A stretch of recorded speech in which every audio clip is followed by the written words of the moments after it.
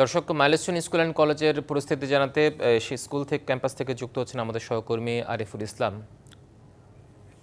আরিফ, সেখানে দেখলাম যে দুই উপদেষ্টা তোপের মুখে পড়েছেন। সবকিছু মিলিয়ে শিক্ষক, শিক্ষার্থী এবং অভিভাবকদের সবশেষ কি অবস্থা দেখছেন সেখানকার পরিস্থিতি জানাবেন।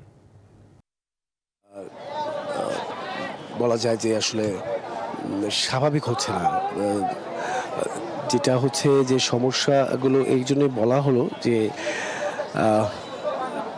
ভেতরে যারা ছিলাম আমরা গণমাধ্যম কর্মী তাদের প্রত্যেককেই বের করে দেওয়া হয়েছে, এবং কি সাধারণ শিক্ষার্থীরা যারা আছেন, বিশেষ করে যে আমাদের যে সহকর্মী আছেন তাকেও গায়ে হাত দেওয়া হয়েছে, এমনকি বকা গালিগালাজ করে কিন্তু আমাদেরকে ভেতর থেকে বের করে দেওয়া হয়েছে। প্রত্যেকটা যে গণমাধ্যম কর্মীরা রয়েছেন তাদেরকে বের করে দেওয়া হয়েছে। এর পাশাপাশি আমি যদি একটু জানাতে চাই যে এখানে মূলত শুধুমাত্র যে একটি শিক্ষা প্রতিষ্ঠান তা কিন্তু নয়, বিভিন্ন বিশ্ববিদ্যালয়ের যে শিক্ষার্থীরা রয়েছেন তারাও কিন্তু এখানে যুক্ত হয়েছেন। এমনকি আপনি দেখতে পাচ্ছেন যে সকালে আমরা যেটা দেখেছি যে প্রায় 1 থেকে 150 জন শিক্ষার্থী শুধুমাত্র মাইলস্টোন স্কুল অ্যান্ড কলেজের শিক্ষার্থীরা ছিলেন, কিন্তু পরবর্তীতে যখন দুই উপদেষ্টা এবং কি প্রেস সচিব, প্রধান উপদেষ্টা যে প্রেস সচিব সহ তাদেরকে কিন্তু এখনও অবরুদ্ধ করে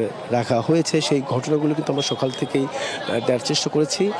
এবং কি আইন উপদেষ্টা তিনি কিন্তু শিক্ষার্থীদের যে 6 দফা দাবি, সেই দাবি বিষয়ে তিনি কিন্তু সংবাদ সম্মেলনের মাধ্যমে তিনি জানানোর চেষ্টা করেছেন, এবং কি তিনি সব শর্ত মেনে নিয়েছেন, এবং কি সরকারের পক্ষ থেকে গতকালকে যে দুর্ঘটনা বা যে সংশ্লিষ্ট আইন শৃঙ্খলা বাহিনী যারা জড়িত তাদের পক্ষ থেকেও কিন্তু ক্ষমা চাওয়া হয়েছে সরকারের পক্ষ থেকে। এর পাশাপাশি যে এই দাবিগুলো বাস্তবায়নের জন্য প্রতি ঘন্টায় ঘন্টায় কি তথ্য মিলবে বা কতটুকু বাস্তবায়ন হয়েছে সেইটা ঘন্টা ঘন্টা কিন্তু তথ্য দেওয়ার কথা জানিয়েছেন আইন উপদেষ্টা।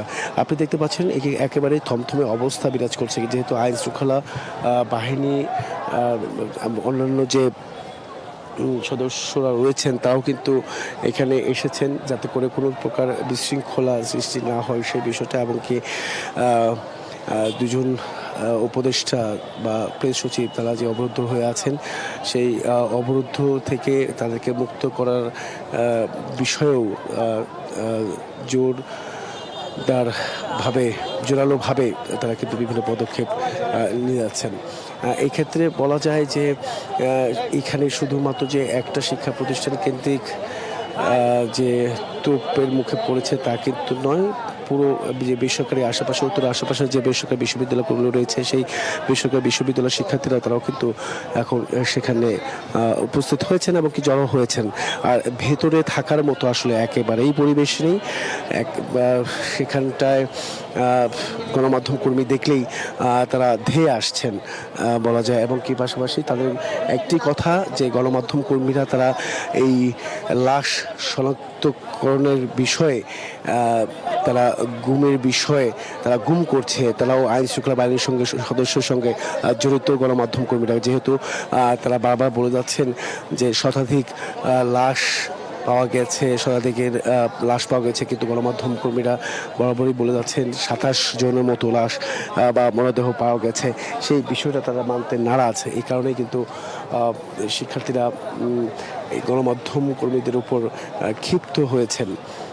সেই বিষয়গুলো যদি এখন আসলে পরিস্থিতিটা ঘোলাটে, একেবারেই ঘোলাটে, এখন পরবর্তীতে আসলে কি পরিস্থিতি দাঁড়ায়, যেহেতু এখানে আইন শৃঙ্খলা বা বাহিনী ব্যাপক জোরালো অবস্থানে আছে যাতে করে কোনো প্রকার সমস্যা তৈরি না হয়, এবং কি শুধুমাত্র যে শিক্ষার্থী তাও কিন্তু নয়, আপনার অভিভাবকরাও কিন্তু এখানে আছেন। সেই অভিভাবকরাও তারা বিভিন্ন মত প্রকাশ করছেন। তো হিমাদ্রি আসলে বলা যায় যে অনেকটাই গণমাধ্যম কর্মীদের উপর ক্ষুব্ধ, এরপর উপদেষ্টা, অন্তর্বর্তীকালীন সরকারের উপদেষ্টাদের উপরে ক্ষুব্ধ, সবকিছু মিলিয়ে একেবারে বিশৃঙ্খলা একটা পরিস্থিতি